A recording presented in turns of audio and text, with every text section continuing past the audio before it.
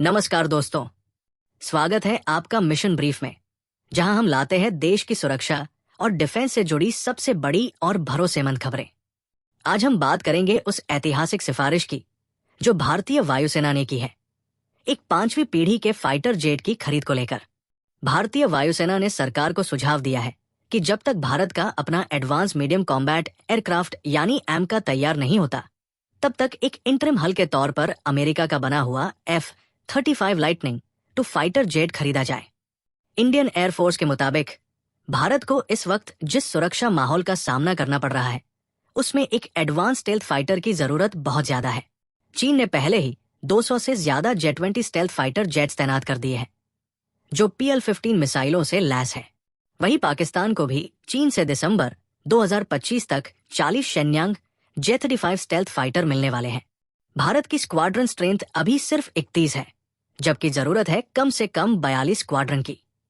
ऐसे में एमका के 2035 से पहले तैयार ना होने की स्थिति में इंडियन एयरफोर्स ने सरकार से कहा है कि कोई फौरन हल निकाला जाए, और उनके मुताबिक सबसे बेहतर विकल्प है F-35। F-35 दुनिया का सबसे उन्नत 5th जनरेशन फाइटर जेट है, जो पहले से ही अमेरिका, ब्रिटेन, इजराइल और 17 से ज्यादा देशों की एयरफोर्स में शामिल है। इसकी stealth technology, advance sensor fusion, network centric warfare और AIM-120D अमराम जैसी BVR मिसाइलें इसे बेहद खतरनाक बनाती है। इसका प्रोडक्शन भी भारी मात्रा में होता है। 1000 से ज्यादा यूनिट्स अब तक बन चुके हैं। इसका लॉजिस्टिक सपोर्ट, मेंटेनेंस चेन और प्रूवन कॉम्बैट परफॉर्मेंस इसे भरोसेमंद बनाते हैं। अब सवाल आता है कि रूस का Su-57E क्यों नहीं? इसका जवाब भी साफ है।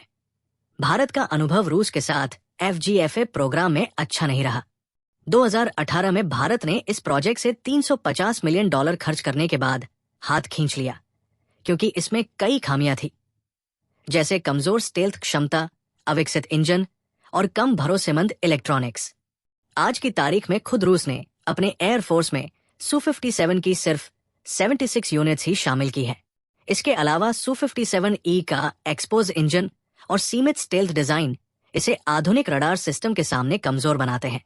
रूस यूक्रेन युद्ध की वजह से स्पेयर पार्ट्स और सप्लाई चेन को लेकर भी काफी चिंता है। हालांकि Su-57 टेक्नोलॉजी ट्रांसफर और भारत में प्रोडक्शन की बात करता है, लेकिन इसके साथ बहुत सारा जियोपॉलिटिकल रिस्क जुड़ा हुआ है।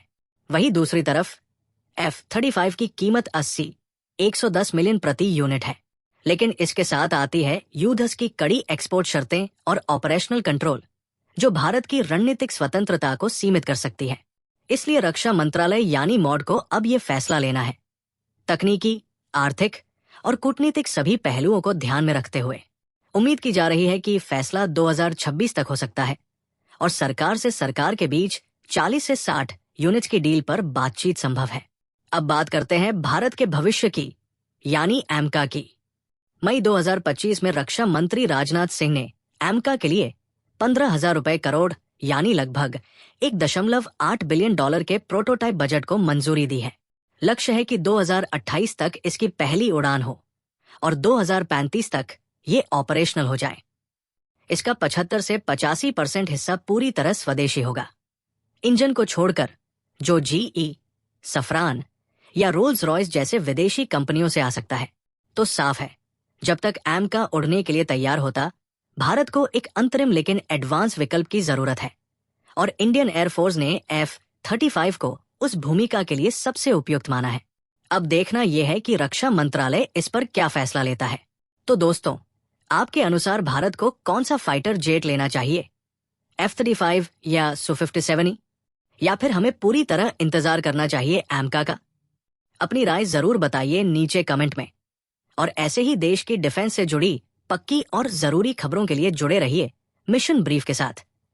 जय हिंद, वंदे मातरम।